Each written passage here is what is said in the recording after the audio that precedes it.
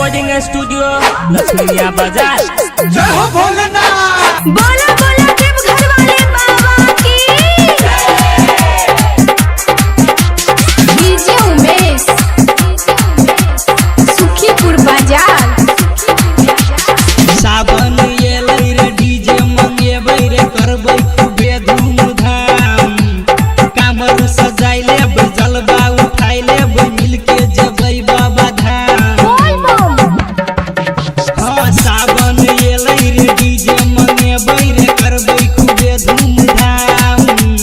कामर सजाइ लेबै जलवा उठाइ लेबै मिलके जेबै बाबा धाम।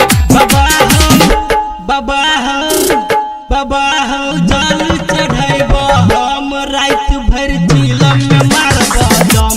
बाबा हो जल चढ़ैब हम रात भर चिलम में मारब दम। हर हर महादेव। बोलिए शंकर भगवान की। डीजे उमेश सुखीपुर बाजार। सब कोई मिल के देवघर जेबै रे हर हर महादेव के नारा लगेबै रे।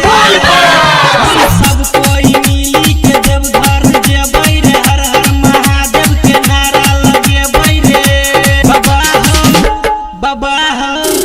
बाबा हो जल चढ़ैब हम रात भर चिलम में मारब दम। बाबा हो जल चढ़ैब हम रात भर चिलम में मारब दम।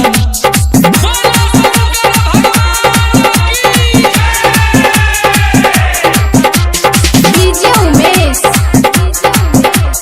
सुखीपुर बाजार।